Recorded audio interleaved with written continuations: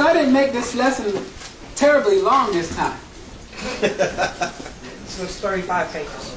Yes, I actually broke this thing down, and I did this for a reason. One is so that we can be able to communicate with one another and be able to, instead of me just saying a whole bunch at one time and you go home and study it, there's some things in this lesson that I want everyone to take an assessment of themselves and see where they are in this here. And not only that, either where they came from and where they're going, or where they know someone, friends, family, is going to be in the same area. And we're going to do this here. And so obviously this is our part 5 of our Hebraic roots lesson. And so it's leading up to a lot. So you might hear some things. I may repeat some stuff because we have some people that probably haven't been part of the previous lessons. Okay? But in this particular lesson, what we're going to go over a little bit is going to be, does the Father have 2 different groups?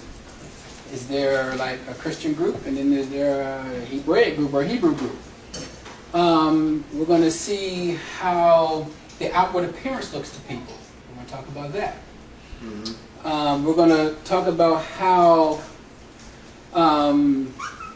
in a story that I'm going to go over, we're going to see in this story that the Father had this understanding way back in Bereshit or Genesis. We're going to see what I'm talking about in just a minute. Okay? So I'm going to have some questions for you guys as I go. But before I do that, all of these things was set up through what we consider something that was in a secret, something that was concealed, and we're going to uncover some things that was concealed. Okay? So we're going to talk about that as well. All right? If you have any questions, let me know. If you have something you'd like to share, that's welcome as well. All right, so look at Yashar'al or John, chapter 14, verse 6.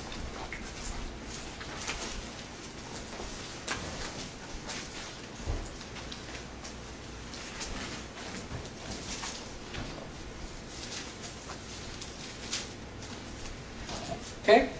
Yashar'al or John, chapter 14, verse 6.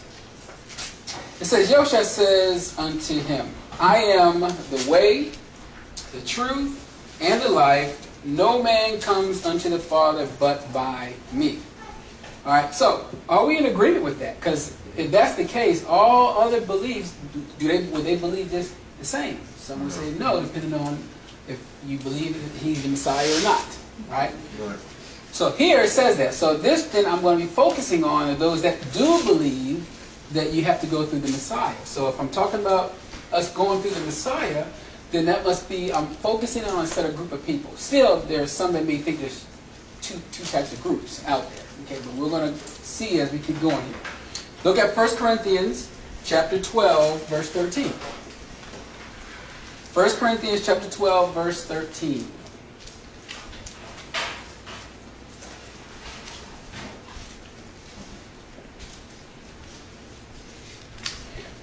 All right, so it says, for by one Ruach or Spirit are we all immersed, commonly called baptized, into one body, whether we be of Yehudim or Gentiles, whether we be bond or free, and have been all made to drink into one Spirit. Okay? You see this oneness that's happening here, right? Go down to Ephesians. Everyone's familiar with Ephesians chapter 4, verse 4. We'll just read Ephesians 4 through verse 6.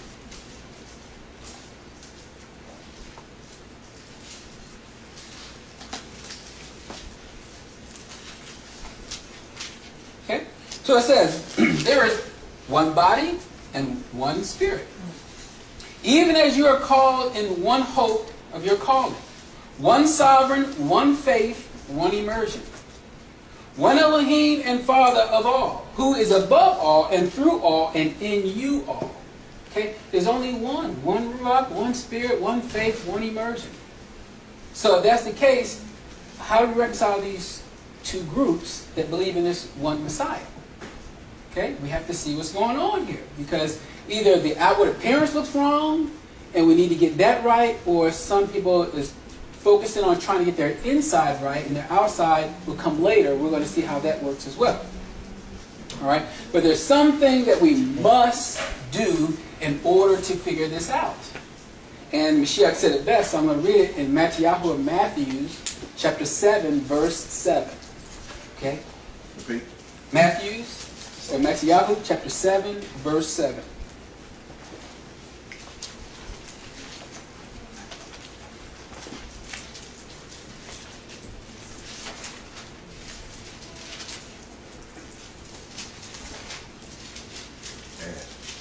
Okay. So listen to what it says. Ask, and it shall be given to you. Seek, and you shall find. Knock, and it shall be opened unto you. So the reverse must be true. If you do not seek, you will not find. If you do not knock, the door will not be open unto you. Okay, so we have an obligation to do these things. So it's just sometimes it's just not there. Sometimes it's somewhere hidden, and he wants you to seek this out. Because if you seek it out, you can better appreciate it when you receive it. Okay, and we're going to see that in just a minute. So, Jeremiah, chapter 29, verse 11. Yirmiyahu, chapter 29, verse 11.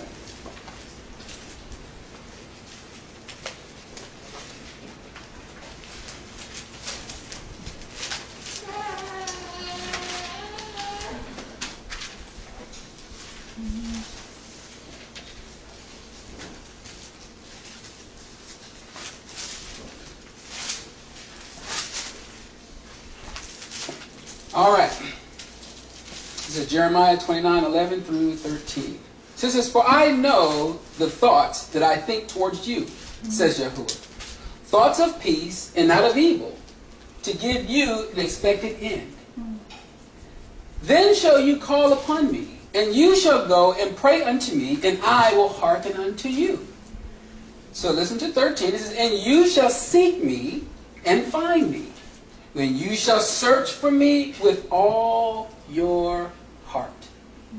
That's how it starts. You can't do no basic search. Let me do a eastward search. Let me do a concordance search and think, oh, I got the Ruach. I got it. There's some things that he's asking that he's after, which is specifically your heart. Everyone gets that. Yeah, but most people don't. Most people leave one word out. They read it, but they don't want to pay attention to it. Mm-hmm. And they say all. Mm-hmm. And you know, like you just said, part, not some, not half. Right. When you search with all, then that's when you're gonna find it. Mm-hmm. So you got to be diligent at doing it. And here's the key to search with all your heart. Once you seek with all your heart, and he gives you what you were looking for, don't reject it. Right. Because that's going to be very, very bad for that individual. It's better not for you to know. Okay? So if you seek with all your heart and he gives you the answer, some answers you may not like. Right. Rest assured, that's the answer though. All right? So we got to keep that in mind. And we will see this in the story of Yosef and Joseph when we get there. You're going to see this whole picture. All right? But before we do that, look at Mishlei or Proverbs, chapter 25, verse 2. Mishlei or Proverbs, chapter 25, verse 2. We're going to see where can we find this. Last week we talked about faith, and where can we find faith? Y'all remember? Cometh by hearing, and hearing by the word of Elohim. Right. Hearing by the word of Elohim. So we say, hey, listen, it's good when people say, hey, I have faith. I believe.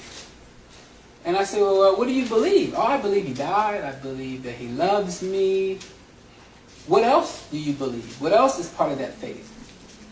Okay, it tells you the hearing of the word of Elohim. There's a significant part that has to be in there. Because if you don't believe that, you're going to have a problem. So it's not all about a fuzzy feeling. You get my hair stand up on my arms. It felt so good. You know, and at the end, you don't know what you're supposed to do after that. Just that moment you felt good. Okay? But you gotta, after you get finished that, there's some steps that you need to do so that he can continually be in your life. So he can be a light to you if you allow him to. Okay? Alright, Mishlei or Proverbs chapter 25 verse 2 says, "It is the esteem of Elohim to conceal a thing, I need you guys to highlight conceal a thing, or some translations may conceal a matter, right? Right. Highlight the conceal, highlight the thing or matter. He says, but the honor of kings, okay? Now the word king or melech just doesn't necessarily just mean a king like someone sits on the throne, when you look that word up, but also means of some royalty, right? So just think about that, apply that. It's the honor of kings or those royalty, or counsel, or to consult, as if you look the remaining words up, is to search out a matter or a thing. And that word matter is the same one that you just said, we just read earlier, where it says conceal a thing or matter. Both of those are the same words. Now, let's look at the first one. The one that says conceal, satar in the modern, sathar in the ancient. Okay? Sathar. Sathar means, he says, to hide, to keep closed, to keep hid, to keep a secret. Okay? So he wants you to seek out this, what they consider satar. Now, the pictographic Hebrew to this is the semek, or well, I guess I can write it down. The semek, which looks just like this here. Okay, or in the pictographic Hebrew, but I'll spell it out for those that need that. Means to support. Okay? The next is the ta. I know I'm going to run out of room for that. Which means, this is the, as if they tha, but some use it as a ta. But at any rate, this means to what? Mark. Seal. Sign, right? And the last one is a resh. A resh. Man, all right. Which means, and I just spelled this, resh or rosh. Okay, and that means head or leader. Okay? That's pictographically. So let me just give you what the pictographic means here. To support the sign or what is sealed of the head. That's what this is. Okay? Meaning to support who, what, or who that has been sealed through a sign from the head. Okay? So that's the concealed part. So he's asking us to seek these things out. Alright? Okay, so the ideal or meaning of this word is, though it is hidden with an understanding someone is looking for it. Okay? So it's just like, I don't know, like, how many of us have played hide and go seek, I guess? Alright. So, when you go hide, you asking for someone to seek you. It would make no fun for someone to be over there counting, and you all are hiding, and he's like, alright, I'm done counting. And they don't seek you out. Something's wrong with that picture, right? That's what this Hebrew word means. It means I'm asking you, I'm going to hide it, but I'm asking you to go find it. Right. Okay? The other part of it was a matter or a thing, right? The word matter or thing is the same Hebrew word for word. Dabar. Okay? His word. So he's saying it's concealed in his word. And he's asking you to go seek it out in his word. Okay? That's where these mysteries or hidden things are, is inside of his word. Alright, so everyone sees that. Alright, so look at, we got to add one more part to the equation, which is in Amos chapter 3, verse 7. Okay, Amos 3:7.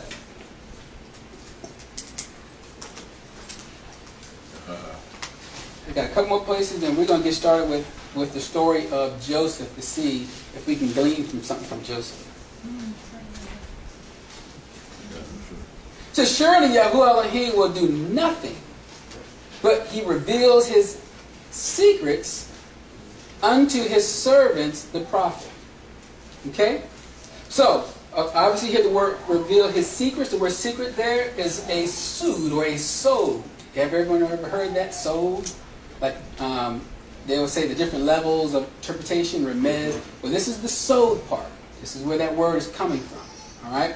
So what does that mean? Inside this, he reveals it to first who? The prophets. And what happens is, if you look that Hebrew word up, it also means intimacy, assembly, inward secrets, or counsel. Okay? So he's going to reveal it to the prophets, and then the prophets is going to give it to us. All right? So this is how this system is set up. Now, I'm going to add a little bit more. Look at Matthew 7:6 real quick. Just go. I know we read Matthew 7:7, but look at 7:6.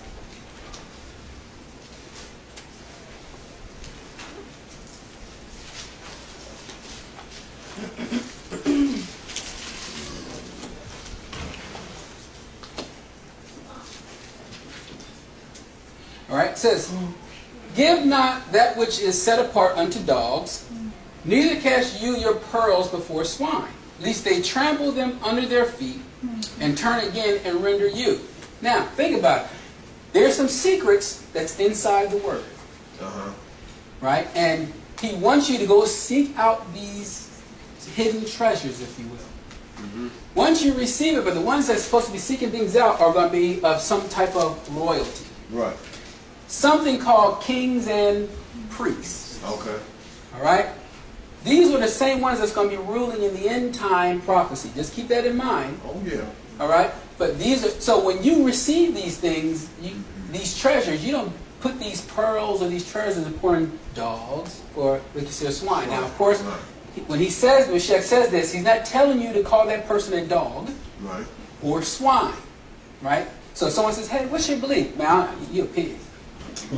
That's not what he's saying, right? No. Okay, good. I hope not. What he's saying is, listen, those are what they consider unclean animals, right? So what you do is you start with a little bit and you see where they are. Okay? If they receive it, they're going to come back and talk to you. Right. You don't need to give a whole bunch to them, and then next thing you know, if they use it against you or they blaspheme with the information that you gave them. Right. It was your fault. You didn't do your due diligence to make sure that didn't happen. Sometimes. So basically, it's like sitting at the table with an unequally yoked person with you. You constantly subject yourself back to those people. You're actually casting it to the swine or the dog. Right. So in other words, if I have some friends that I want to share this information with, I give them a little bit to see where they are. I got to use some form of what they call wisdom, right? If they're not receiving this, don't go back to the same people. Right. You see what I mean? Because number one, you are supposed to be set apart. Right? So if you're set apart, then what you do is you try to help them get to where they need to be, if they're willing. If they're totally not, then don't hang with them. Right. So the process. Right. What does light have in darkness? Believer with the unbeliever, things like that. Yes, Adma? Oh, you're just stretching? Yeah. Oh. So if they're receiving it, they're going to search you out anyway. They're going to end up calling you eventually and say, "Hey, I want to learn more about what you put out there the first time." Right. So an example is, I'll give you one example. I have about a brother in North Carolina. So he wanted to know, he was just curious in so many ways, but he felt like the Father led him. So I said, well, let me see if he's listening to the Father. Keep in mind, what was he using though? Lord, God, exterior. I didn't look at his interior. I thought about the exterior. Okay? But I humbled myself to hear what he had to say. Right. So I gave him a little bit. Next thing you know, he's called me every week. And I'm like, "Oh, you want to study again? Yes, can we study every week?" That's what I want. So that's a true seeker. That's one that you're not casting it out to the swine. Right. Exactly. So I give it to him. What I do myself, I encourage you all to do the same thing, is to know how they are. The following week, I'll ask them, "What did you get from last week's study?"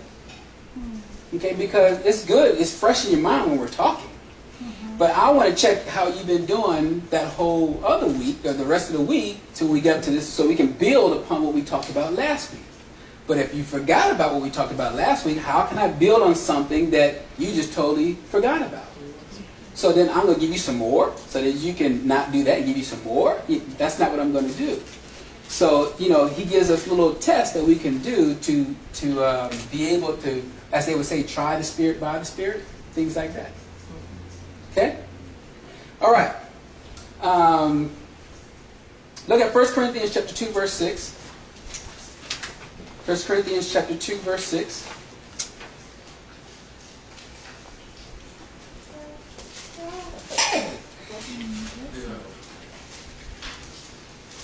Verse 6, right? 1 Corinthians chapter 2, verse 6.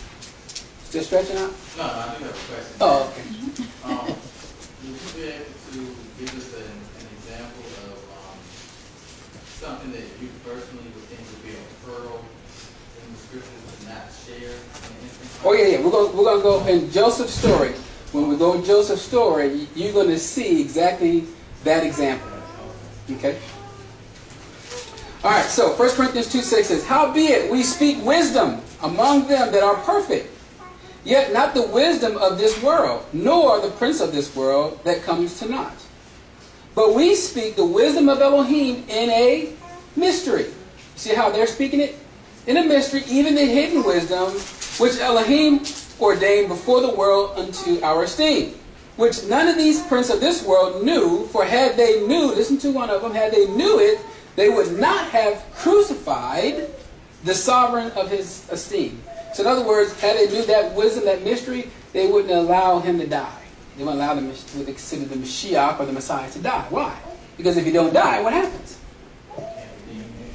Can't be redeemed. Right? So it says, "But it is written, eye has not seen nor ear heard, neither have entered into the heart of man, the things which Elohim had prepared for them that love him." Okay, that came from actually Yashar'al or Isaiah chapter 64, verse 4. Okay, but anyway, he says, "But Elohim has revealed them unto us by his" what? Very important. We're going to see in just a minute. "For the Ruach searches all things, yea, the deep things of Elohim." Okay, that's what the purpose of this Ruach does. All right. Then it says, "For what man knows the things of a man? Saith what? The man, the Ruach of the man, which is in him. Even so, the things of Elohim knows no man, but the Ruach of Elohim." It says, "Now we have received not the Ruach of the world, but the Ruach which is of Elohim, that we might know the things that are freely given to us of Elohim. Which things also we speak, not in the words which man's wisdom teaches, but which the Spirit, the separate Ruach, or the Spirit, teaches, comparing spiritual things with spiritual things." Now, think about this. Okay, so Shaul is saying here what? That the hidden things that are concealed were not really coming from pastors, teachers, mores. It was coming from what? Spirit. From the Ruach. Right. It's coming from the Spirit. Right. So the Spirit is a key thing to understand things that are concealed or hidden that's in the Word. Right. You're going to need that. Okay? That's something that you can't pay for when you go to college. You can't get that. All right? All right, good. I hope everyone understands that. All right. Look at Yehukanan John 15:26. Yehukanan John 15:26. Let's see where it's coming from again, just to make sure we are all on the same sheet of music here.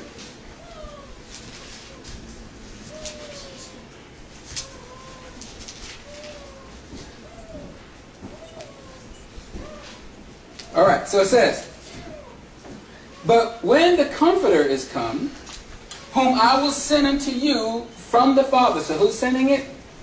Father. Who's sending it? Mashiach. It says, "Come." He said, "The Comforter is come, whom I will send unto you from the Father." So who's sending it? Mashiach. Okay, and it's coming from The Father. Okay, good. It says, "Even the Ruach of truth." So we know that the Ruach is going to tell the truth. "Which proceeds where? From the Father. From the Father. He shall witness of me." Now jump down to chapter 16, verse 13. Because this is where we're going to get to before we get into Yosef. Listen to what it says. It says, "Howbeit, when he, the Ruach of truth, is come, he will guide you into all truth. He shall not speak of himself, But whatsoever he shall hear, that which he speaks, and listen to this part, he will show you things to come. Okay? So not only will it help you understand the word and the truth behind the word, but it's supposed to help you of things to come. Right? Good. Become a seer. All right. So everyone sees these things. The Ruach will help you with the end time prophecies and things like that. But there's some other things that help you with that as well. So think about it. Look at Hebrews chapter 10 verse 1, which we went over last week. So it's just Hebrews chapter 10 verse 1. And then we'll go to Colossians 2, 16 and 17. Things to come. What was that again? Hebrews. Hebrews chapter 10 verse 1. Thank you. And then we'll hit Colossians chapter 2 verse 16 and verse 17. All right, so we now understand that the Mashiach said that he will show us things to come, right? And who's going to do this? This Ruach, right? Great. Hebrews 10:1 says, "For the law, having a shadow of good things to come." So you hear, I want you to see here that the Torah, or what they call it, law, has a shadow of things to come as well. Okay? And then if you look at Colossians chapter 2, verse 16, it says, "Let no man therefore judge you in meat or in drink or respect of any set apart day or any new moons or any Shabbat days, which are a shadow of things to come in the body of Mashiach." So think about that. Now, I got to add some things to this here. The Ruach has a big job. So blaspheming the Ruach, you can see why that is very bad. Oh, yeah. Because there's a lot of stuff that has to take place. He has to lead and guide you to all truth and understanding. He has to show you what's to come. You know, he has to get you prepared. This vessel, this temple needs to be prepared. So what this Ruach is going to do is help you in the word of Elohim. Hence, he's going to help your faith by showing it to you in the word. Because that's what you saw in Acts chapter 17. We're talking about they searched the scriptures to see if these things were true. All right? So the Ruach is going to show you inside the Torah, his instructions. And by chance, the set apart days and Shabbats and new moons, where is that also located? In what they call the Tanakh, or as they would say, Old Testament. But it's also in his law, or in his commandments, coming in his instructions. You see where all of this is located, right? So this Ruach is going to verify that these things are true. All right? All right. It says, when we want to understand the end time prophecies or the end of days, where do people typically go? So my question is, if I say, hey man, I want to know about the end time, what's some places I need to go? What would you all say? Revelations. Right? Yep. Anyone else? Where else? Daniel's. Revelations, Daniel, what else we got? Ezekiel. Huh? Ezekiel. Okay, what else? Jeremiah, Yirmiyahu, Malachi, Amos, Joel. Everyone's getting where I'm going, right? Everywhere. It's all over. All right, so it's everywhere, Throughout the scriptures. right? But I need one specific place, though. So let's read it. All right? Look at Yashar'al Isaiah, chapter 46, verse 8. We're going to read that and see where they say go.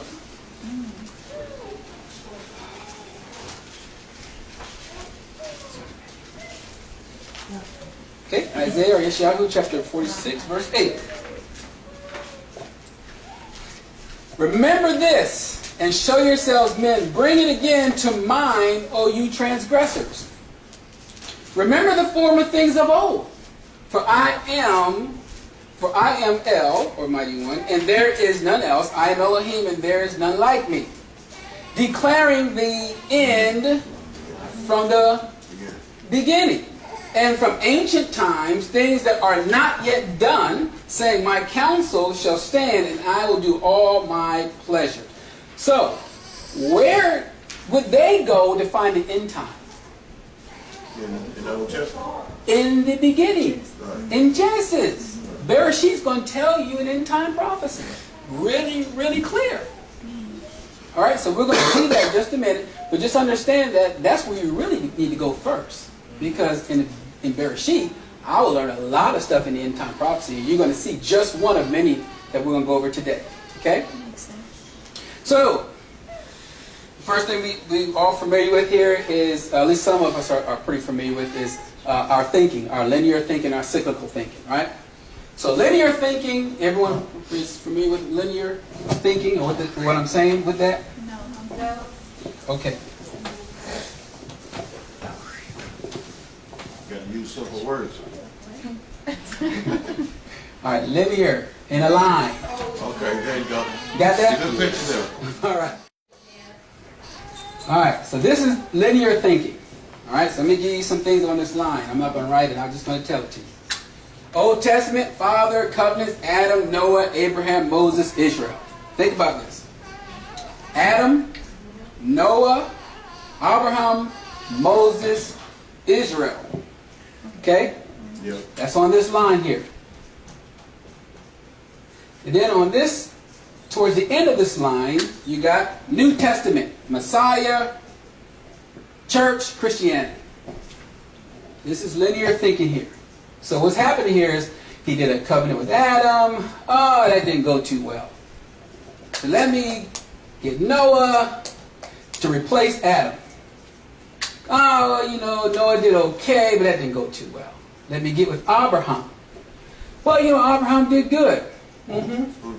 Let's get on down to Moses. And I'm going to put Moses and Israel together. Okay? So, hey, you know, Moses and Israel, you know, Israel did bad. You know, they were stiff-necked people. Oh, that didn't work too well either. He needed another plan.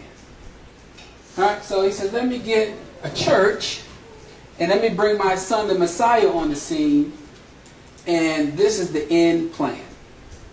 So linear thinking is like, this didn't work, this didn't work, this didn't work. We got here, now this is going to work. So I don't need to go back to this at all. I don't need to go back and review any of that stuff. That's old. It's gone. Everyone understands what I'm getting at so far? All right. I said I was going to go off my notes. Huh? All right. So linear thinking works as follows. He made a covenant with Adam that did not work, and we went all through that stuff here. Now, cyclical thinking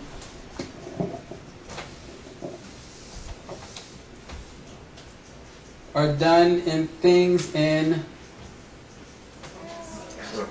cycles, right? Cyclical or in a circle. Things are done in cycles, right? So think about this. We said Adam, Noah,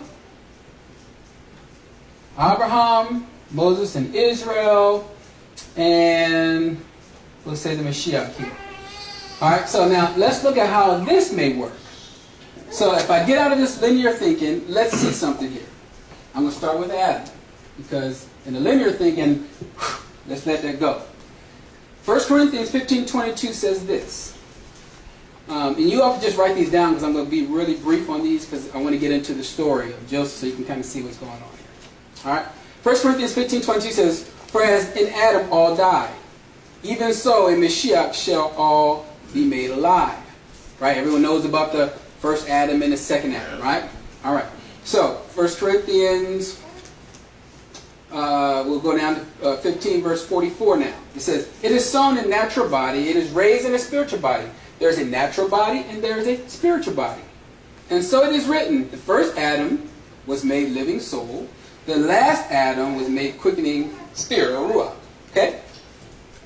So, once the Mashiach comes on the scene, now we can understand this Adam. So he had a purpose the first time. When I think about this going around the second time, I can better understand what's happening again. Luke 17:26. Next we're going to move on to Noah. And he says, and it was in the days of Noach, or Noah, so shall it be also in the days of the Son of Man.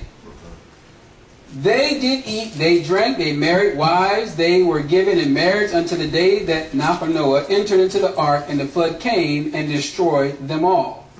Okay? So think about that. It's going to happen again. Just like it was in the days of Noah, so shall it happen again. But if I don't go back, linear thinking, to figure out what happened with Noah, I can better prepare myself for what's going to happen in the future.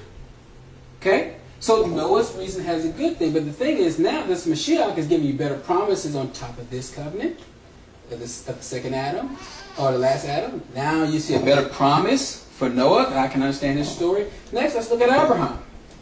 Acts 3:25 says, "You are the children of the prophets and of the covenant which Elohim made with your fathers."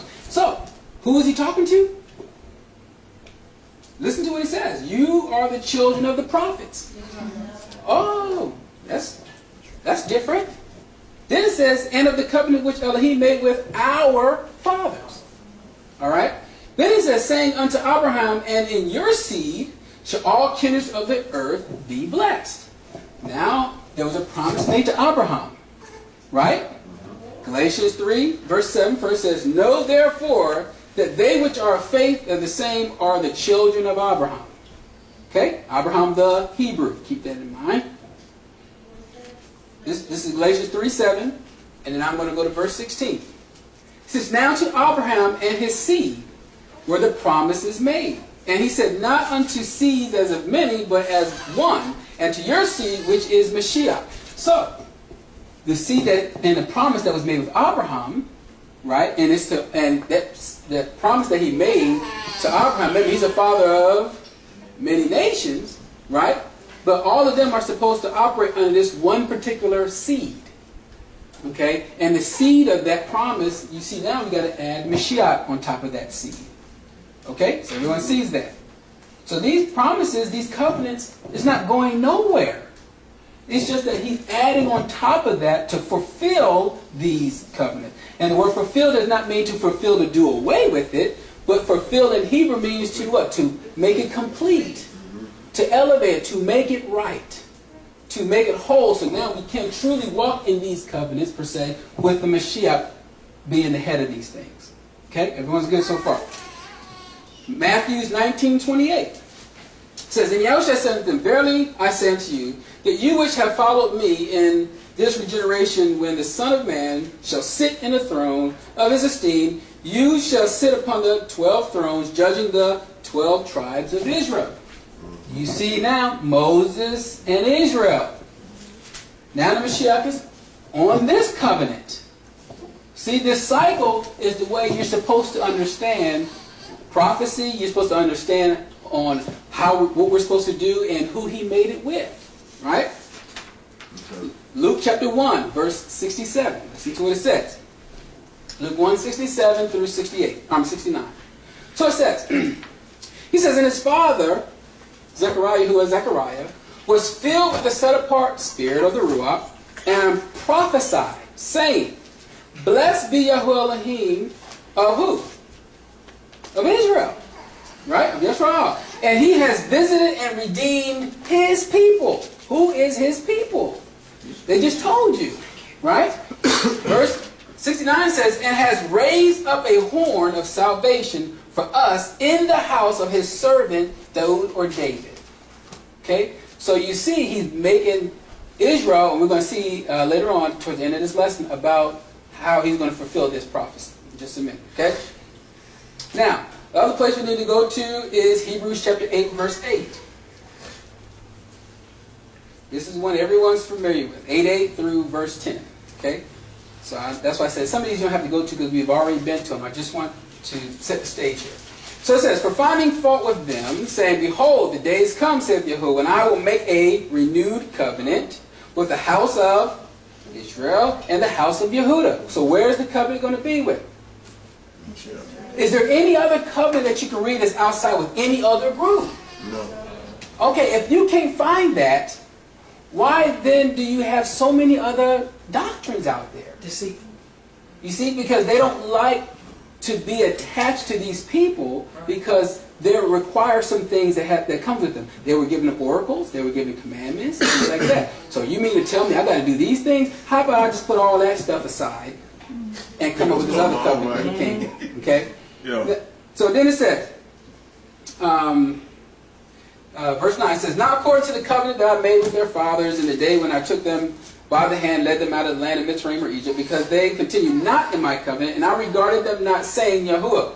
Listen, verse 10. "For this is the covenant I will make with the house of Israel and the house of Yehudah. He says, I will put my laws that were supposed to be done away with into their inward minds and write them on their hearts. And I will be to them an Elohim, and they will be to me my people. So this is a future event. Okay? And so the one that's supposed to sit on this on the throne of David over the house of Jacob, if you read Luke 1:33, is the Messiah. So he's telling you who he's coming for. All right? So all we need to do is plug in. There's not two groups. There's just one faith, one immersion. We just now need to help the other group see that this is the plan. Right? So what do we have? Two extremes. One extreme is, I don't need the Messiah at all. I got the Torah instructions. I'm straight. The other side says, I don't need none of that stuff. I got the Messiah. Wrong else. See, so there's two extreme on one end, there's two extreme on the other end. Okay, so we need to take heed of that. We'll see that when we read the story.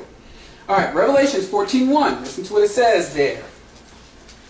Revelations 14:1. Because we're still talking about now, we went from there, Israel. Now let's talk about the Mashiach. All right? Right. So he says, and I looked, and lo, a lamb stood on Mount Zion. Okay, so this lamb is not on Mount Zion yet. All right? But he will be. And it says, and with him 144,000. Oh, yeah. But what do they have, though? Having his father's name. Very, very important. Because the father's name was placed on a set of people. Right. Okay? So again, this is a future event. This is a future event that the lamb's going to be, and he said when it happens, it says it's going to be 144,000, which is just a remnant. Okay, but let's look at this here and just pause in 14:1, because I'm going to read 7:4 real quick to tell you who the 144,000 is. Okay, so it says, and I heard the number of them which were sealed 144,000 of all tribes of the children of Israel. Where's the Messiah coming back for again? You see what's happening here? So the Messiah is going to be fulfilling all of these covenants. He's going to make these covenants in him. Okay? It's going to be secured in him. Now, let's keep going with Revelation 14, verse 2. He says, and I heard a voice from heaven, and as a voice of many waters, and as the voice of a great thunder. And I heard the voice of a harpers harping with their harps. He says, and they sung, as it were, a new song. Before the throne and before four beasts and the elders, no man could learn the song but the 144,000, which were redeemed from the earth. These were they which were not defiled with woman, for they were virgins. These are they which follow the Lamb whithersoever he goes. So, these 144,000, and it talked about the 144,000 were who? Israel, right? Yeah. But listen to, on top of that, it says, what did they do? These were followers of the Lamb. So it's going to be Israel, keeping their Torah and instructions and commandments with the belief of the Mashiach on top of that. Okay? Then it says, these were redeemed from among men, being the first fruits, because Israel's called first fruits, and unto Elohim and unto the Lamb. Okay? So they're going to be redeemed from among men. That means he's going to gather them from the four corners of the earth where they were scattered. All right? So we're going to see that later on as well. Okay? So if you think about that, all of that's just to say, from the linear or cyclical thinking, I want you to see now Matthew 5:17 should make sense. Where it says, think not that I come to destroy the law of the prophets. I'm not come to destroy, but to fulfill. Right. I got to fill up this cycle. Stop thinking linearly. Stop thinking this is old, this is done away with, we're moving forward. This is the old Renaissance thing here. We're in this new age. This is how this works. That's not what Scripture says. That's not how the Father operates. Okay? So it says, if we think linearly, we come to the conclusion that things that preceded them are no longer valid and have been passed away. That's linear. On the other hand, if we think cyclically, we believe not that things are done away with, but we build upon them. They become fuller, if you will. In other words, just like Scripture, when you keep reading it over and over, you get a better understanding every time you go back to it. That's how the Word works. Right. Okay? This is each covenant that was made with our fathers are not done away with, but are being reinstituted or renewed with better promises. Okay? So, linear does not help you or teach you prophecy. Okay? Once you go past a point on the line, you do not go back to understand that prophecy. Once you go past that line, you keep moving. Right, keep going Okay? forward, but you ain't going That's forward. not how that works. Cyclical understanding helps us prepare you every year his return. Every year we go through this to prepare for his return. Okay? He says, and review prophecy every year so that you get better and better and become a wise bride. Think about it. Foolish bride knows he's coming. Wise bride knows he's coming. Wait. But something caused one to be foolish, something caused one to be wise. The ones that were wise were the ones that were cyclically thinking and was preparing over and over again. But the ones that were literally thinking was, all right, I did everything. I said the sinner's prayer. I just can sit back and wait for his return. I'm good. All right? Keep that in. So brother, not to interrupt, but But you're doing it. Oh, go ahead. What you got? like in a nutshell, like is it just like you know the Hebrew word ago, which means like the path, which may include like feast days and Shabbats and stuff like that. Right. So we're going to read Psalms or Tehillim 23:3. Yeah. Right. So Psalms or Tehillim chapter 23 verse 3 says, He restored my soul. Everyone knows this. He restored my soul. He leads me in the path of righteousness for his name's sake. Right? For his name. Name. So the name, very important, for his Right. name's sake. But two, it says, He leads me in the paths Right. of righteousness. So the word paths is like the Aksed Mughal, which means things that are done in a circle or cyclical. Things that are done in circles. Those are paths, or a trench is another definition. I'll tell you about the trench in just a minute. But paths are cycles of righteousness. So Sabbath days are done in cycles. Feast days are done in cycles. New moons are done in cycles. Now, it says also that Hebrew word means trench. So think about it. Every time you keep walking that same You path, get deeper, deeper. You make that a trench gets deeper and deeper. You start to learn more and more. But that's the objective. Right. Okay? But that's what I'm saying. That's how this works. So everyone sees that. All right, so the Torah portion I wanted you to talk about, what you're about to do right now, is about Yosef or Joseph. Now, the Torah portion I'm specifically talking about is the one Meketz. Did everyone remember that Torah portion Meketz? Love. All right.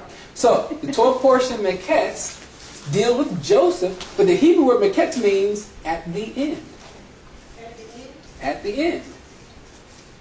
So, one got to think, the Torah portion is called Meketz, and it's talking about at the end, and it's specifically talking about Joseph. So, can we learn about Joseph and learn the end time prophecy? And we're about to see that in just a minute. You have some out?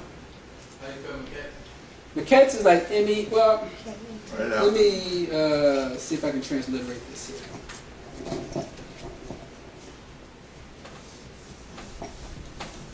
If y'all gonna use your Torah portion, I think it's gonna be spelled like that.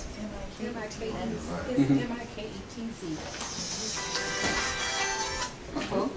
It's a jam, bro. Oh, yeah, I know. Okay? Alright, so this right here, this Torah portion, it starts in Bereshit, Genesis chapter 41. But I need to give you all some history behind Joseph before we get there. For some that are not familiar with Joseph's story.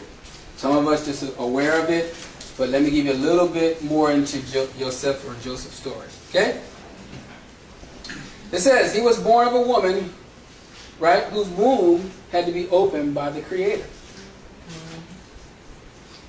Who was that? Miriam. Raquel. What? I said, Joseph. We're going to learn the end from the beginning, right?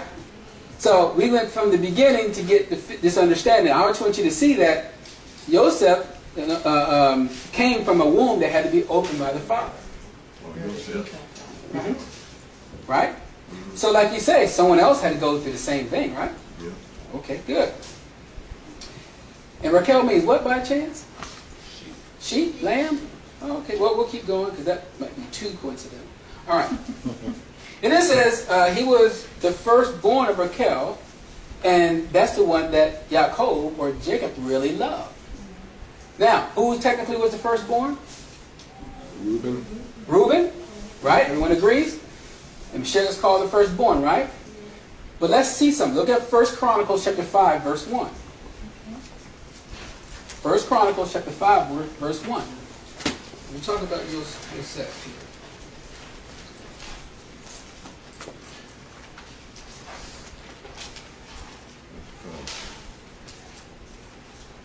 First Chronicles. What? Chapter 5, verse 1. 1.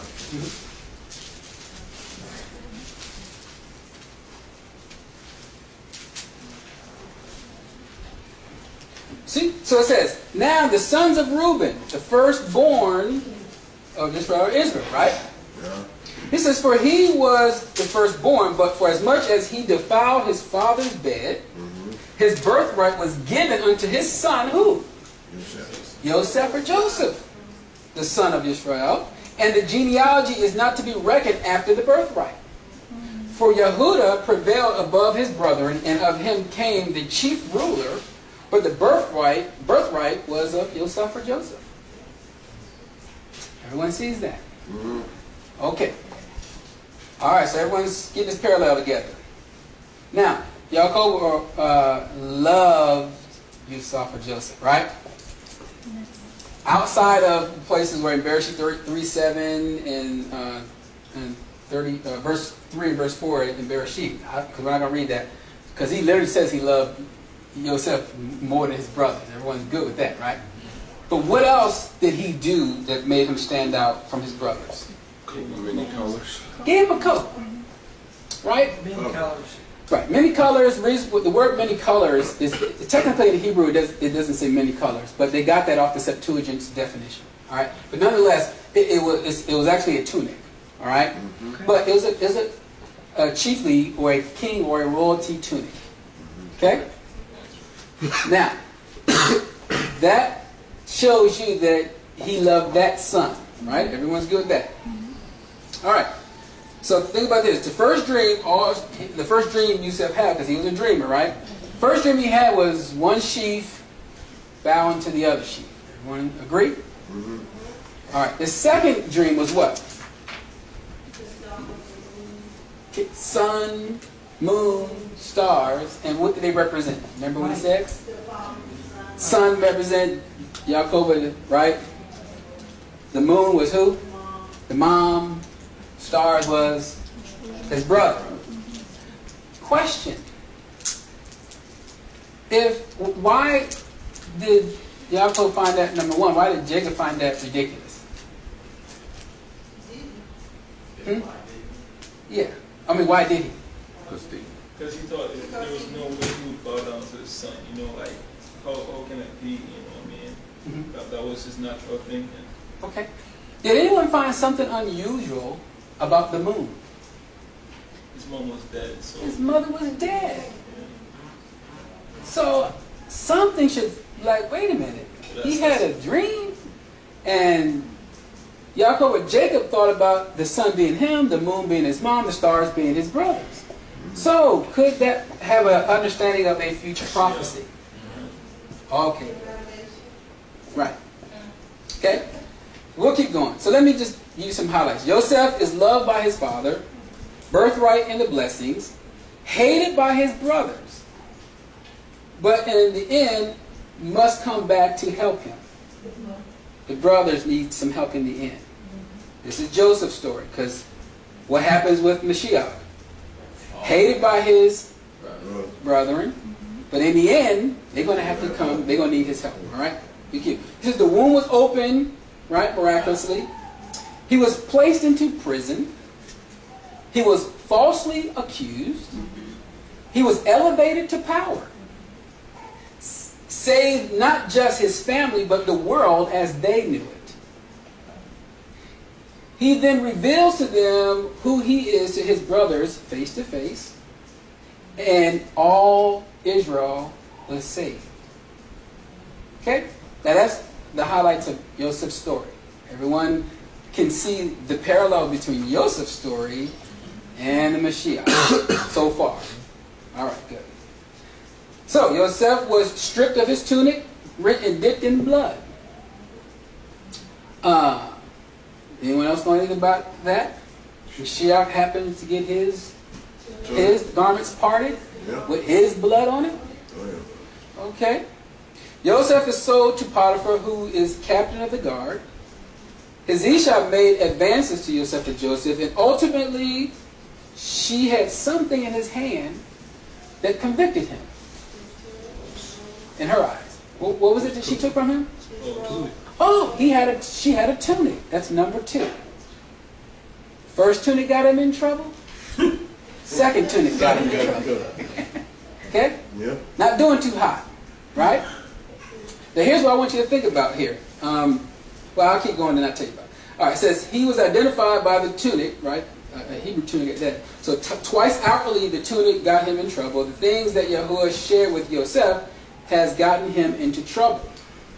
Right? We'll see that in just a minute. It says, lesson learned. Yahuwah revealed his secrets to us, and they will indeed come to pass. But not all the time should we reveal what he has given us. Why? It'll get you in trouble. It may not be time for it to be revealed.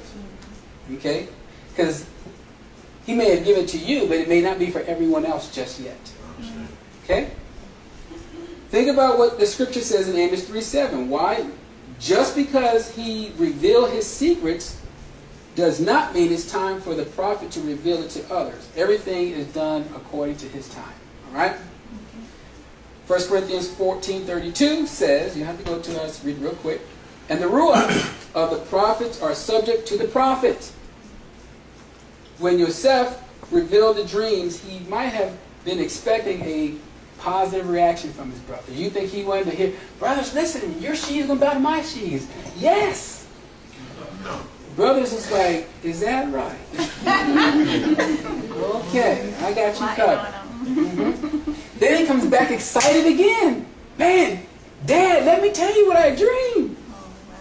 Right. So the dream was given to him, right?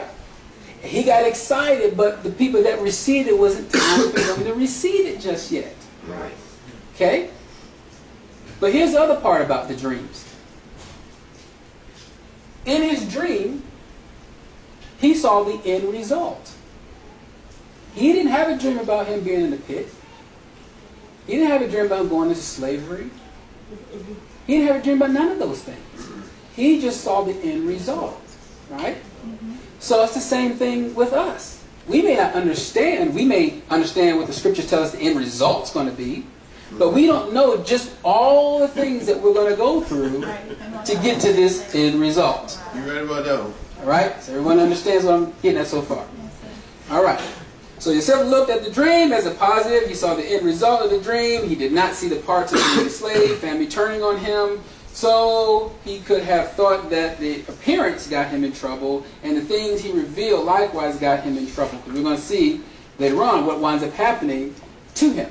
Okay? Because what you remember, he comes out of prison and he does what? He shaves. Is that what typical Hebrews do? Shave up? And keep in mind, this is like he's shaving like the Egyptian shave. Right. Straight ball. Oh yeah, he cleaned himself up. Right. He's like, man, I've been in that prison for some time. Every time I open my mouth, it got me in trouble. When I get out this time, I'm going to look just like my buddies. That way, I can say I'm just like you. Okay? Yep, not set apart no more. Right. Keep in mind, he knew something later on. Go ahead. But when he was like locked up, based upon my understanding, he was also like on the a bow, a Nazarite bow as well. Like that separation in the Hebrew, basically when he was like he took a Nazarite bow or he was under a vow. Okay. But if he was to take a Nazarite vow, first, I guess if I was to say that, if he took a Nazarite vow, I would read that where? In the scriptures, in the story. That he took a Nazarite vow? No, like the separation, like it represents a Nazarite vow. I'm not sure if it took one. Right. In other words, a Ramez understanding of it, or a higher understanding would be it's likened to a Nazarite vow. Okay. But he didn't specifically take a Nazarite vow, is what I'm getting at. But at any rate, so he comes out, he's cleaned up. Now he's like, hey, and where is he going? He's going to the palace to see who? So he don't want to look nothing that caused him to get in there. I need to look like, listen, I know you may know I'm a Hebrew, but look at me.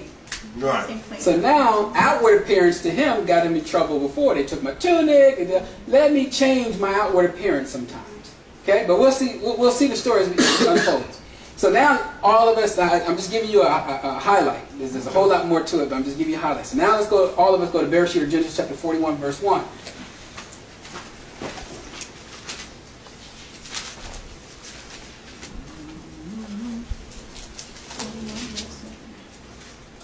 Okay, 41:1.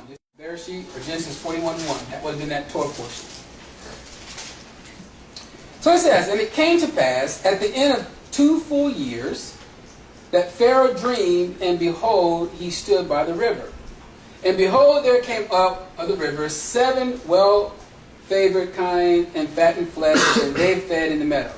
And behold, 7 other kine came on after them out of the river, ill-favored and lean flesh, and stood by the other kind upon the bricks in the river. It says, and the ill-favored and the lean flesh kind did eat up the 7 well-favored and the fat kind. So Pharaoh awoke. And he slept and dreamed the second time, and behold, 7 ears of corn came upon one stalk, and rank and good. And behold, 7 thin-eared and blasted with the east wind, you guys can highlight east wind, sprung up after them. And the 7 thin ears devoured the 7 rank and full ear, and Pharaoh awoke, and behold, it was a dream. And it came to pass in the morning that his ruach, or his spirit, was troubled. And he sent and called all the magicians of Mitzrayim, all his sorcerers there, Right. and all the wise men thereof. And Pharaoh told them his dream, but there was none that could interpret them unto Pharaoh. Then spoke the chief butler unto Pharaoh, saying, I do remember my faults this day. Pharaoh was wroth with his servant, and put me in ward in the captain of the guard's house, both me and the chief baker. Now, you remember we talked about how the butler was one representing the wine, and the baker being the bread, and the bread or the baker died. Right? And the Mashiach was both. Right? I will not drink this one with you new, but he was the bread that was broken for us. Right? So I don't need to go over that story. We'll keep going. And we dreamed a dream in one night, and I and he, we dreamed each man according to the interpretation of his dream. And there was there with us a young man, a Hebrew servant to the captain of the guard. And he told him, and he interpreted to us our dreams. To each man's according to the dream he did interpret. And it came to pass, as he interpreted to us, so it was. Me he restored unto my office, and him he hanged. Now, the baker that was representing the bread was hanged.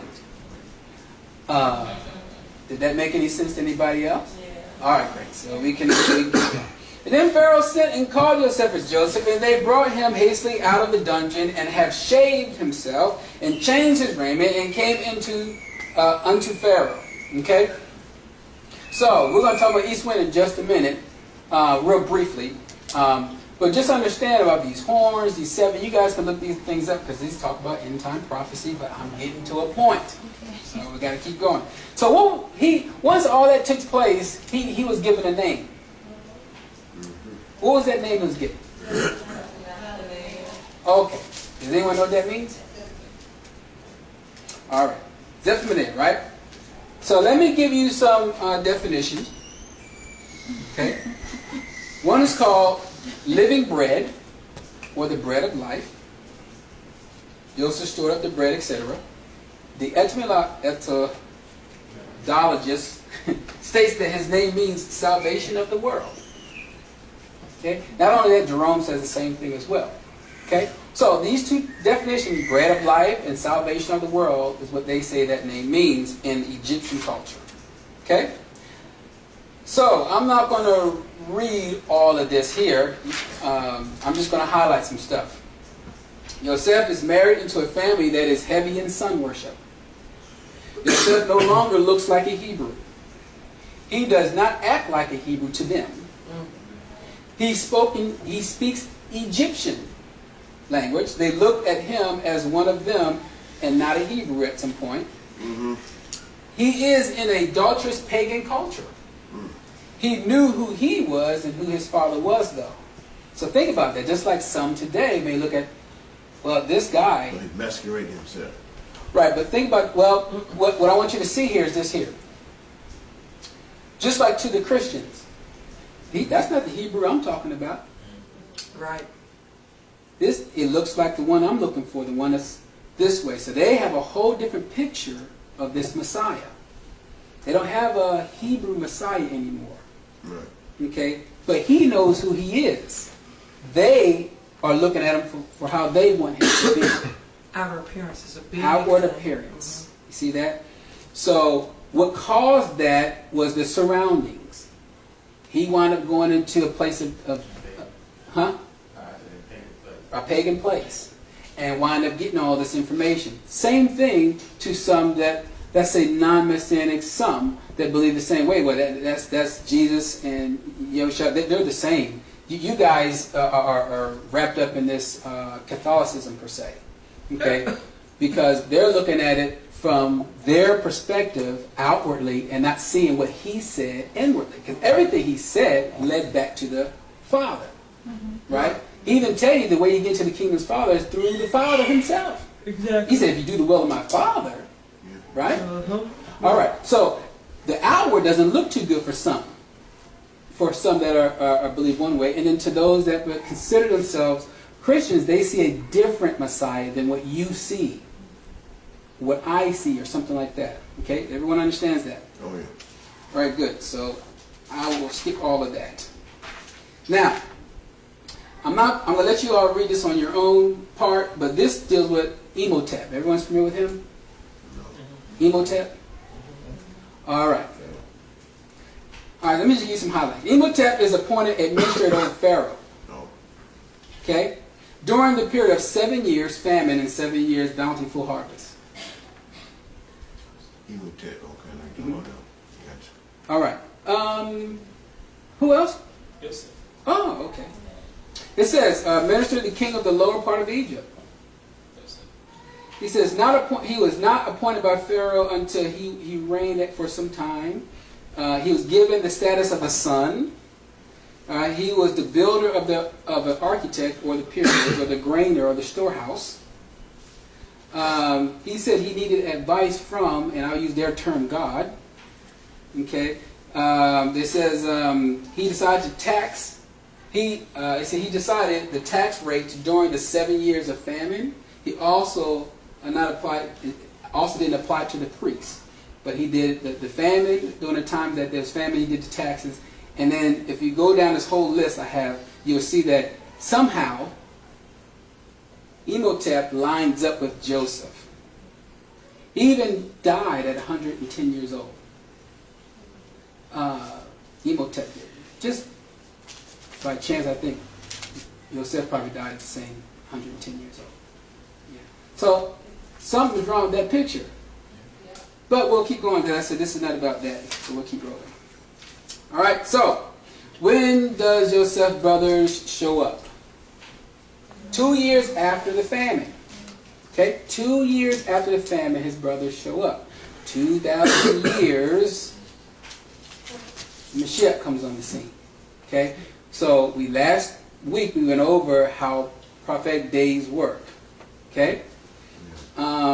He caused them to return to his brothers. The famine of desolation is what caused them to come. So think about it. During the times of trials and tribulations is what caused his brothers to come see him. Right? In the end time, famine, desolation, i.e. Jacob's trouble, is going to cause them to seek out a deliverer. Okay? So you see how Joseph's picture is going to be the same as the Mashiach's picture. Oh, yeah. Okay? Tomorrow, on on Monday when we do Yom Teruah, I'm going to go into this a little bit more deeper about these 2 and 3 days things. Because, for example, it was 2 days, right? Or 2,000 years for the Mashiach, right? 2 days for this famine. On the third day, something takes place. Revealing, if you will, takes place. If you think about the moon cycles, it's dark for 2 days. On the third day, something happens. Okay? Light comes on the scene. So we'll talk about that when we go over Yom Teruah. Okay. All right. Let's keep going here. Don't want to get off track.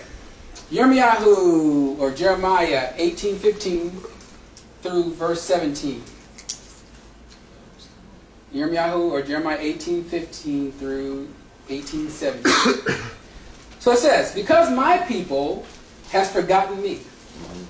They have burnt incense to vanity. They have caused them to stumble in their ways from the ancient paths. To walk in paths and ways not cast up. So his people decided to go on, instead of the ancient paths where he wanted them to walk, they found a different path. Oh, yeah. Okay? To make their land desolate and perpetually hissing, everyone that passes thereby shall be astonished and wag his head. I will scatter them as with an east wind. So do you see why I added east wind? Because the east wind in Joseph's story, in the end, that east wind's going to come back, but this time it's going to be on the people. Okay? The east wind caused their brothers to return to see his brother. The same east wind is going to happen at the end time prophecy as well. But anyway, it says, I will scatter them as with an east wind before the enemy. I will show them the back and not the face in the day of their calamity. Okay? Alright, so it says, when his brothers show up, they do not recognize him. Why? He no longer looked like a Hebrew. The outward appearance, it was being judged. And he looks like a pagan. And he has a pagan name. Okay? Some believe that the name Jesus happens to have a... But anyway, Yosef spoke to them through an interpreter. Okay? He understood what they were saying. Right? He knew who they were, but they did not recognize their Savior. Okay? So think about that. He got someone else to talk on their behalf. He can hear everything they're saying. He recognizes, he knows everything that they're saying. Right. He was a Hebrew himself. He said, oh, okay, yeah. He said, but I'm going to let my interpreter do this here. And he did that for a reason. Right? All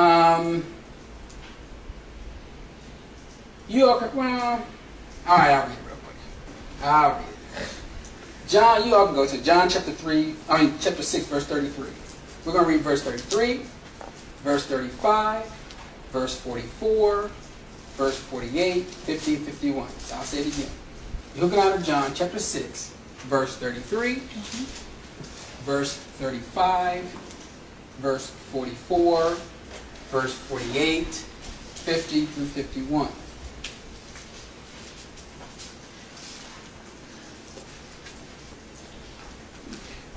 Alright, so it says, for the bread of Elohim is he which comes down from heaven and gives life unto the world.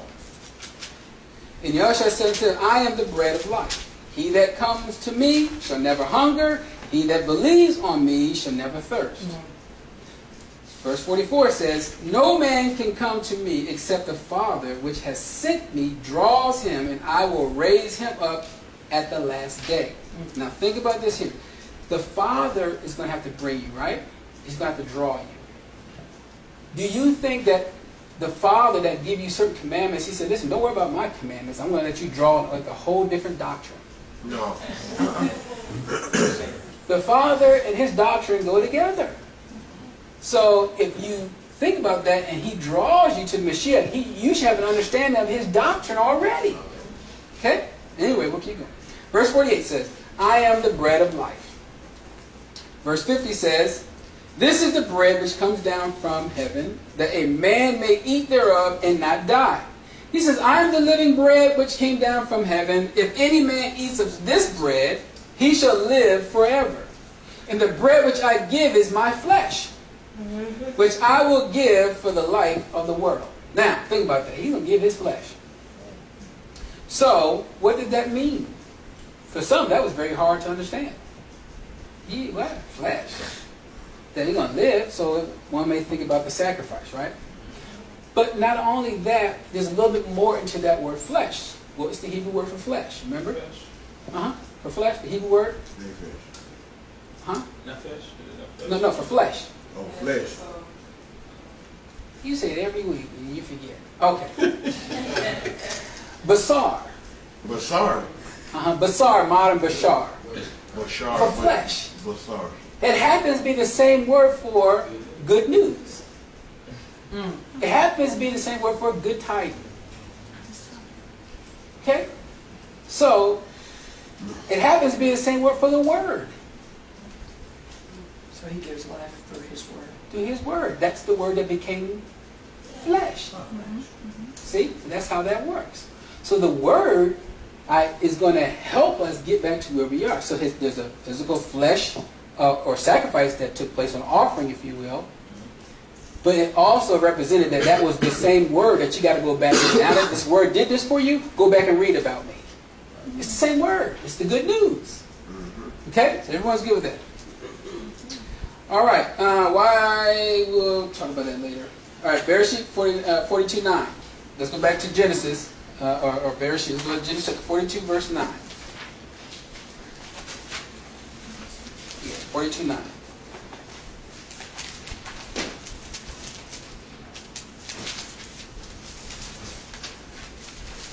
So I want you to think about it, so all this stuff happened, Joseph done changed and he looks different, and now let's see what happens. 42:9 says, and you saw for Joseph, or Yahusaf, really. But anyway, it says, remember the dreams which he dreamed of them, and said unto them, you are spies, to see the nakedness of the land you are come. And they said unto him, nay, my sovereign, but to buy food are your servants come. He says, we are all the one man's son. We are true men. Your servants are no spies. And he said unto them, nay, but to see the nakedness of the land you are come. And they said, your servants are 12 brethren, the son of one man in the land of Canaan or Canaan. And behold, the youngest is this day with our father, and one is not. And Yusuf said unto them, that is it, that I spoke unto you, saying, you are spies. Thereby you shall be proved by the life of Pharaoh. You shall not go forth hence, except your youngest brother come hither. So what is he asking for? Yeah, for sacrifice. All right. So the part that I want y'all to see earlier about, why did he reveal himself to his brothers? He wanted to see if his brother's heart changed. Because if his brothers' hearts didn't change, they were not ready, right? The same thing with the Mashiach does. He's going to come back. He's going to wait for a heart change before this thing takes place. But anyway, we'll keep going. So it says, hereby, verse 16 says, send one of you and let him fetch your brother, and you shall be kept in prison, that your words may be proved, whether there be any truth in you, or else by the life of Pharaoh, surely you are spies. So listen to verse 17. It says, and he put them all together into war for how long? 3 days. 3 days. So we'll talk about 3 days again Right. on Monday. And you saw for Joseph said unto them on the third day, this do what? And Yeah. so did someone die, and on the third day they? Live. Oh, okay. So everyone can see how this works. The story from the beginning is telling you something for the end. I hope everyone's starting to pick this up. It says, for I fear of Elohim. It says, if you be true, men, let one of your brethren be bound in the house of your prison. Go you and carry corn for the famine of your houses. But bring your youngest brother unto me, so shall your words be verified, and you shall not die. And they did so. And they said one to another, we are verily guilty concerning our brother, and that we saw the anguish of his soul when he besought us, and we would not hear. Therefore is this distress come upon us? Now think about it. Here it is. His brother's thinking about How they done. how he did him. Right. So if Joseph is like a picture of the Mashiach, it's the same concept. Could he have been the Messiah? So are we going through this because of this? Okay, so this is what's happening. This is what they're thinking. All right. So my notes says, tell them do not come back until you bring your brother. Right? That's what it said. They bring the younger brother when they run out of grain. He sees his brother. He still does not tell them who he is. He restrains himself. Later, a cup was put into the youngest brother's sack. Esau, for Joseph, sends his servants to retrieve the cup that was in Benjamin's sack. What does Benjamin mean? Son of my right hand. Okay? Now, verse 40, Bereshit 43, verse 3. Listen to what happens. Bereshit or Genesis 43, verse 3.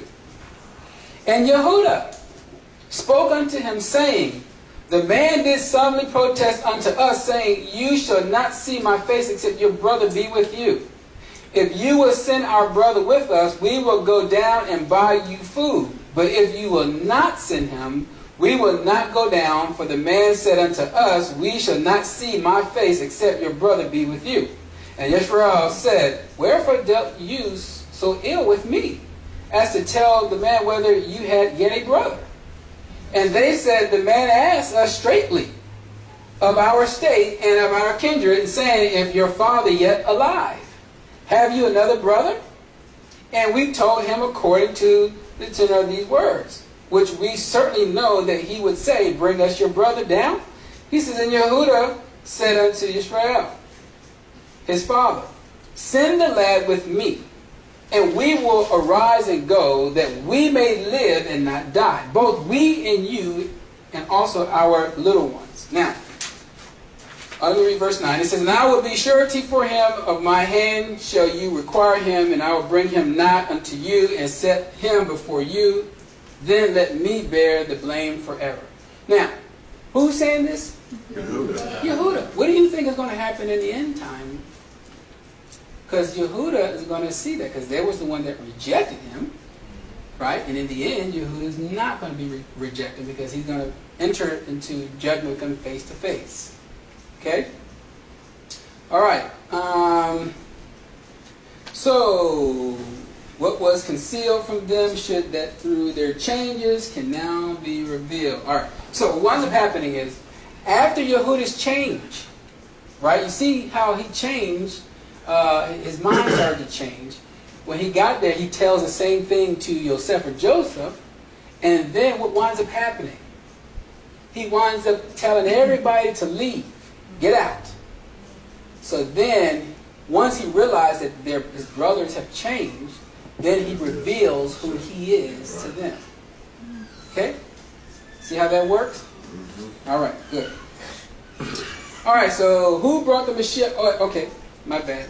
Who brought, I'll tell you what my note says. This says, who brought the Mashiach? And I said, oh, I mean Yosef, to store up bread of life. Oh, I mean the bread. Who taught him to do all that stuff? Who told Yosef to do all of these things? Father. The Father did. The same thing with the Mashiach. Who sent him? The Father did. Okay? How is the Father doing this for the end time? We read about the Comforter, so I won't need to read that again. But I want you, and it says that they proceed from the Father. But think about Acts chapter 1, verse 6 and verse 7, where it says, when they therefore were come together, they asked him, saying, Sovereign, will you at this time restore again the kingdom of Israel? This is what the disciples, what they consider the 12 disciples, were understanding, right? And then Mashiach says, and he said unto them, it is not for you to know the time or the seasons which the Father has put in his own power. Right. So again, the Father has a process that he is doing.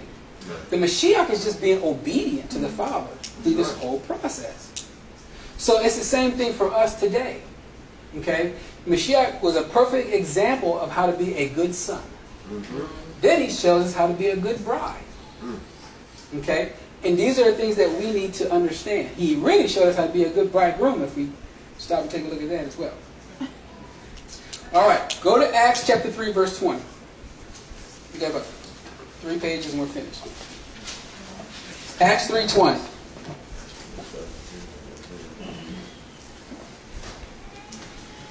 Because the other part is going to be, we're going to talk about the grafting in. What's that all about?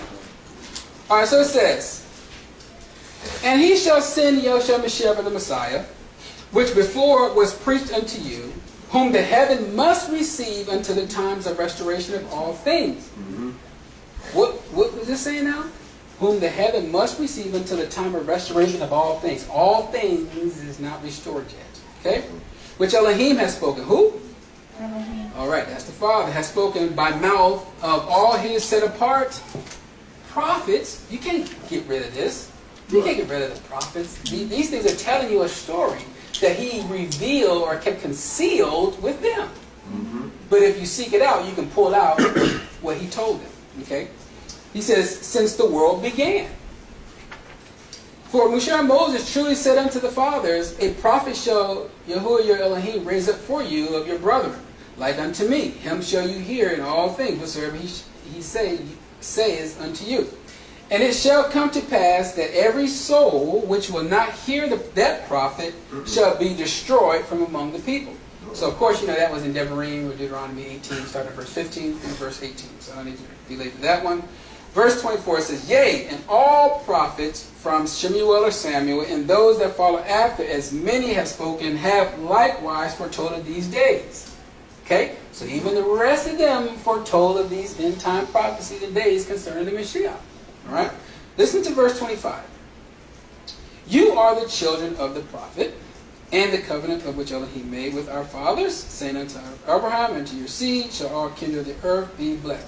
So that's a true statement. It was still going to be through the children of Israel. Right. Those are the ones that received the covenant. Now, let's look at Romans 11:13. This is what we're going to finish off with. And I'll probably close out with Ezekiel. 11:15. Yeah, Romans chapter 11, starting verse 13. 13. Yeah. Romans 11:13. So listen to what it says. It says, for I speak to you Gentiles, as much as I am an apostle of the Gentiles, I magnify my office. Right? If by any means I may provoke to what? Yes. Them which are of what? My flesh. So that's physical Israel, flesh. Everyone sees that. That's not spiritual Israel or anything. Right? My flesh, and might save some of them. Okay? Meaning of his kindred, of his brothers. Right? Brother. So it says, for if the casting away of them be reconciling of the world, what shall the receiving of them be but life from the dead?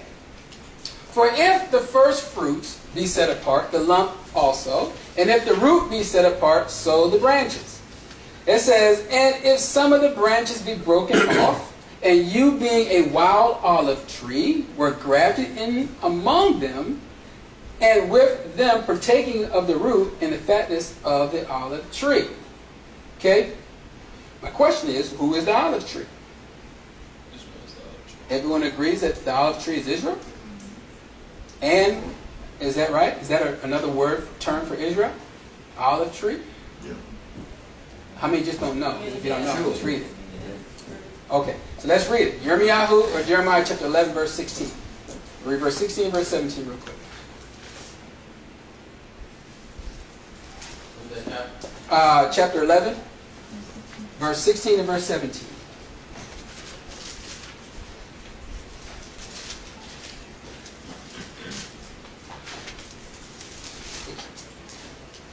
Make sure y'all don't lose Romans now.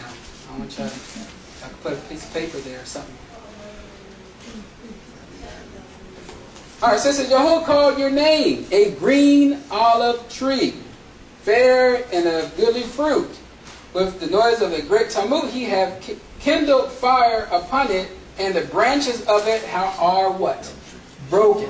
He had broken those branches off. He said, for Yahuwah of hosts that planted you have pronounced evil against you, which they have done against themselves, to provoke me to anger in offering incense unto Baal or Baal. So my question is now, who created Israel? Okay, I'll read that. You don't have to go to it. It's just one verse. Yashar'al, Isaiah 43:15. He says, I am Yahuwah, who set apart one, the creator of Israel. You're king. Okay? That's what that says. So he's the one that created that green olive tree. All right? Now, look at John 15:1, because what winds up happening here is this here. He's the creator of that tree. Israel's considered that, but since he created it, he became the root, if you will, or the vine of that tree. Okay? So everyone's good with that. All right, so John 15:1 says, I am the true vine. My Father is the farmer. Some says husbandman. That's not really a good translation. But the farmer. Every branch in me that bears not fruit, he takes away. And every branch that bears fruit, he purges it, that it may bring forth more fruit.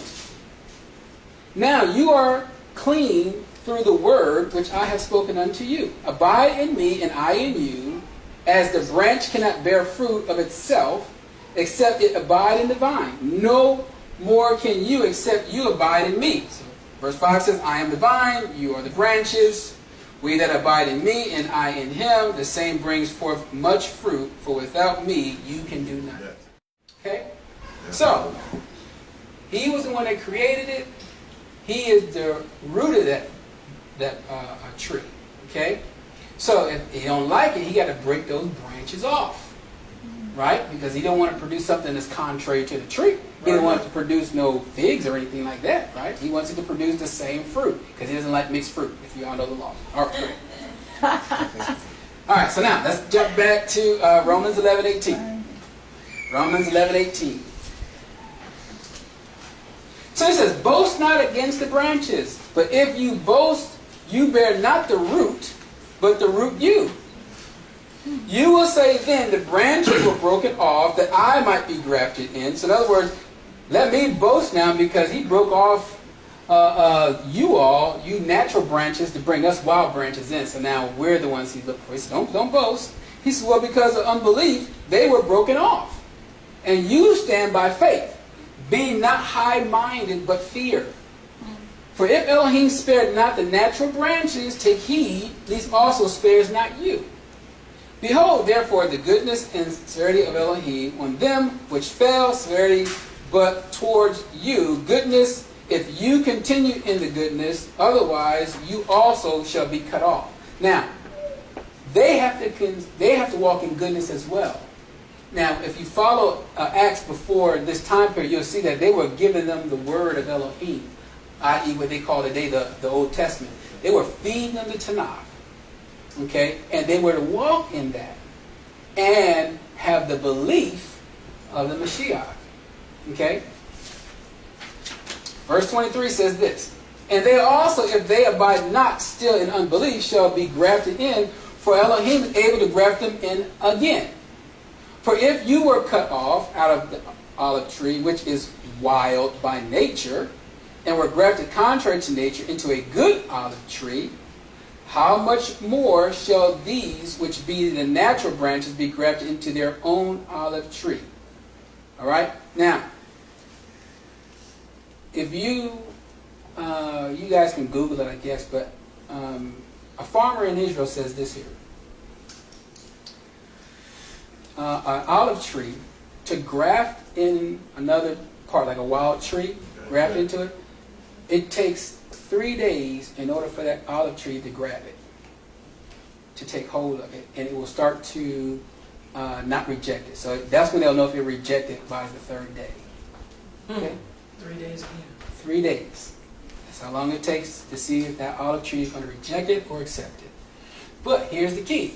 You got to cut it somewhere. If the wild tree is grafted in, what will it be producing? This a wild olives?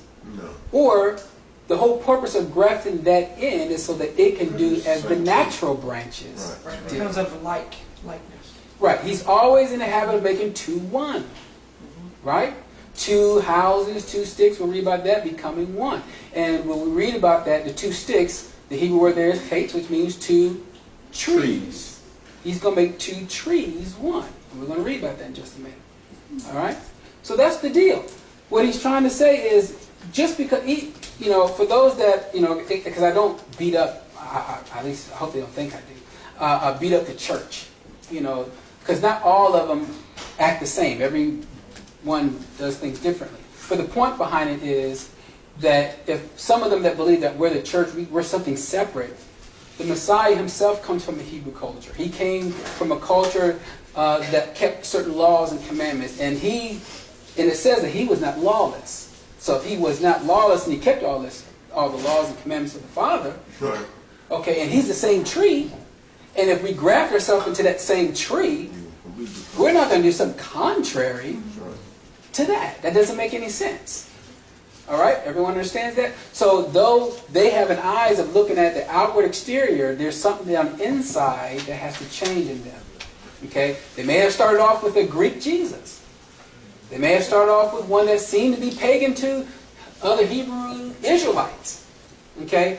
But if we're to be a light to the world, we're to get into that. Let's cut out what it looks like on the outside. Let's see if we get on the inside and see if we can help fix it. That's the job. Right? Everyone agrees? All right. Well, I guess I'll read this, because if you guys don't grab it, just let me know. All right. So I did this real brief. So I said grafting process was 3 days. Okay. How they graft an olive tree is they pierce the side, and cut it on the side of it. I don't know if anyone else probably got pierced or cut on the side. But, Yeah. Not sure. Yeah, who should? Okay, the Mashiach got pierced on it. Well, we'll keep going, because that might be too coincidental. All right, so then, it says, on the third day, it become one with the tree. Mashiach was pierced and died and rose, right? So 2,000 years ago, that's what happened, right? And he rose on the third day, right? Same thing's going to take place on the third, where it's 2,000 years, so on 3,000 years, another 1,000 years, it's going to be the 7,000th year, which is going to be a Sabbath, or what they consider Shabbat. It's also going to be during a time of an atonement. But think about it, it's 1,000 years, which represent a 1,000-year millennial reign. One day. Okay, so all of that works together. So that's my fast version. You can see me afterwards, and we can go by that line by line. All right. So it was 2 years of the famine of Yosef. He saw his brothers, and he revealed himself on the third year. The purpose of grafting the wild is not so it can continue wild, but that it operates like the natural olive tree. And if the natural olive tree had good roots, it will change the wild tree to its natural tree. The farmer is in charge of this operation. We just read in John, the Father is the farmer. What? Okay? The Mashiach does what? Right. He's the key, or the very important part for the farmer. Okay? So that's why you have to do what the Father say do, because if you understand the Father's process, you can understand the Mashiach's process. If you understand the Father and the Mashiach's process, you can understand your process. It's pretty easy. We get away from traditions, we get away from other doctrines, we just simply go by what it says here. Okay? This is what we need to do. Alright, so the grafting in part. So I'll read Ezekiel 37:16. Ezekiel 37:16.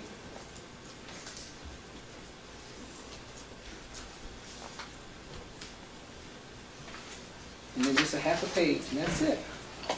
All right. Did I tell you it was going to be short? All right. So it says, moreover, you son of man, take you one stick or one tree, and write upon it for Yehuda and for the children of Israel, or Israel, and his companions.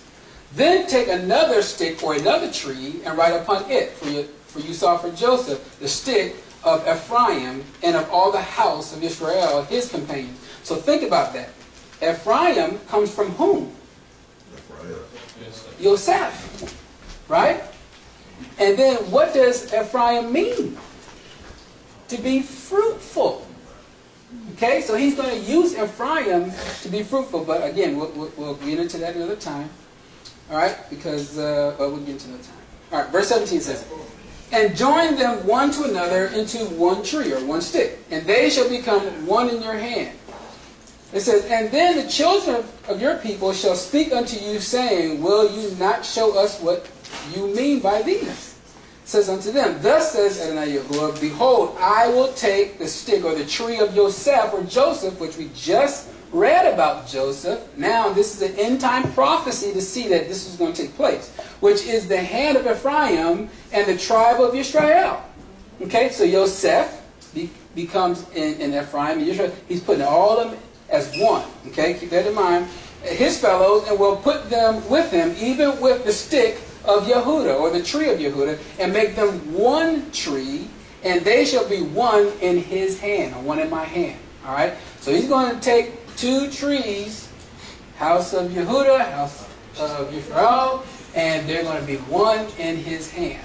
Okay. And it says, verse 20 says, and the stick wherein you write shall be in my hand, therefore their eyes. It says, and say unto them, thus saith Adonai Yahuwah, behold, I will take the children of Israel from among the heathens. So he's going to gather them out, whither they be gone, and will gather them on every side, and bring them into their own land. And I will make them one nation in the land upon the mountains of Israel, and one king shall be king to them all. I wonder who that's going to be. And they shall be no more two nations, neither shall there be divided into two kingdoms any more at all.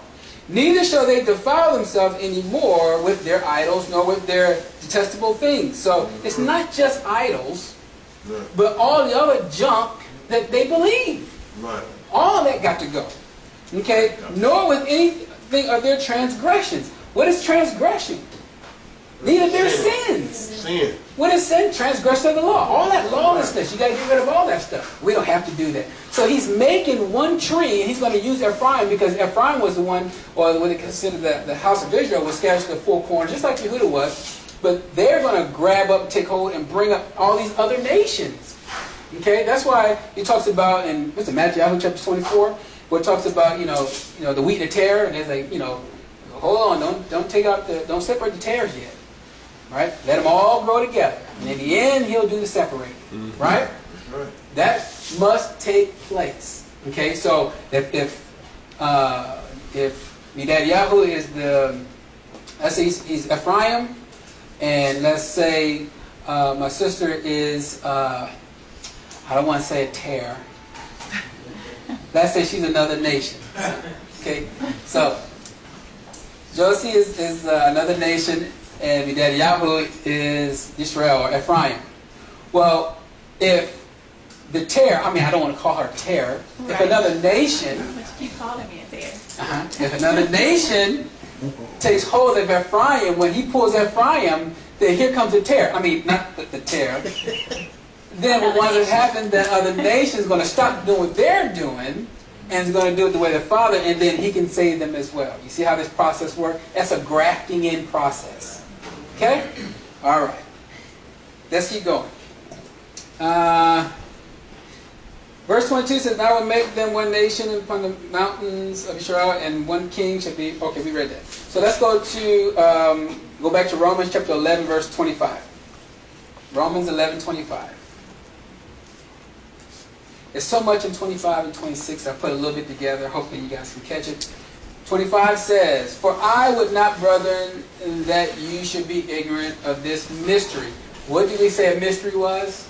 Something that's concealed, something that's hidden, and it's for us to see this thing out, right? Right. And then it says, least you should be wise in your own conceit, the blindness in part. So, what does that mean in part? That's a partial blindness, right? That's a partial blindness, okay? So, here's my notes on that. They see, but they not understand. That's partially blind. I see it, but I may not understand it, okay? The law, commandments, but not the Mashiach. And then the Messiah, the church, but partially blind, and will say, we don't have to keep what the natural branches do.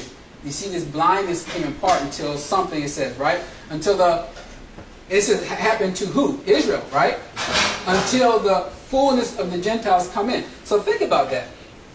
So partly he put Israel in blindness until the fullness of the Gentiles come in. This still telling you to bring them into Israel, not having something two separate things. Right. Is that similar to what 2 Corinthians talks about when they read the law of Moses? There's a veil. Right, exactly. It's the same concept. It's a veil.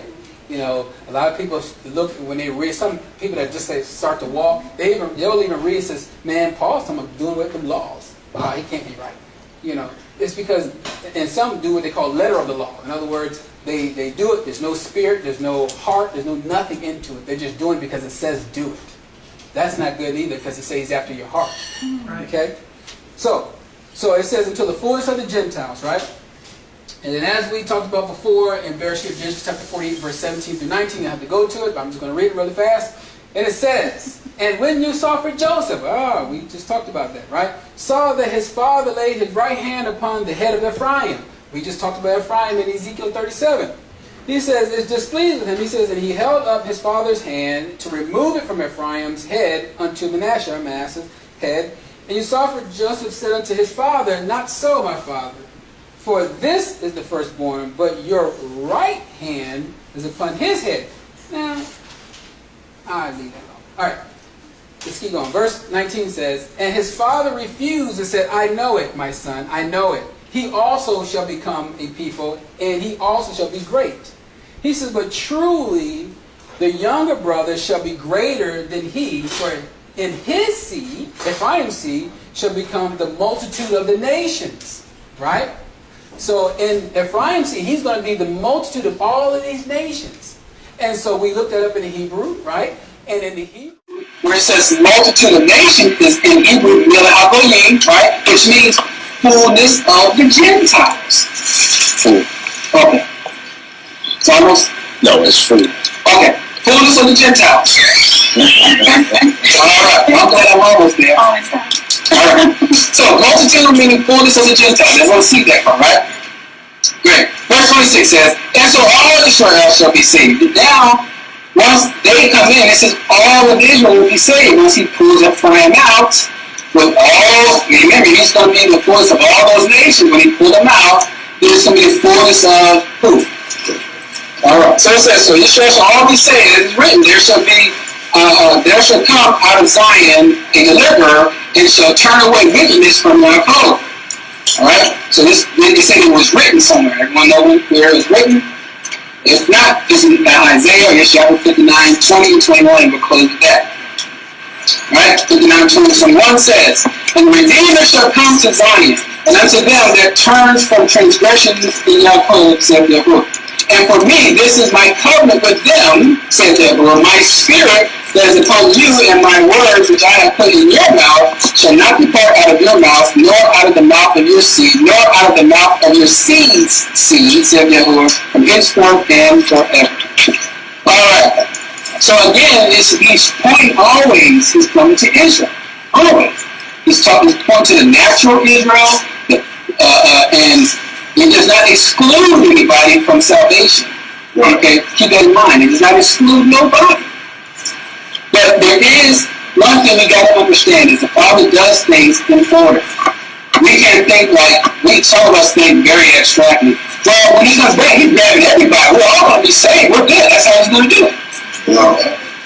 How about he said he has to make the two sticks one first? There's a thing that he must do with his bride. His 144,000 has to do something. That has to take place. There's a remnant that has to do something. Then from there, there's going to be a greater multitude that's going to come in later. Alright? That has to take place as well. So, that's what we need to understand when we start reading some of these things. And he's not trying to make two different groups. He's trying to make two groups one. That was the whole intent from the beginning. Okay? Any questions? When you talk about the last 2,000 years, Huh? is that last 1,000 years? 1,000 years? That last 1,000 years, last day. Right. What's your name again? Okay, any other questions?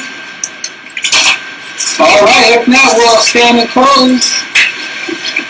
I'm gonna have the prodigal son, Marcus, close us out.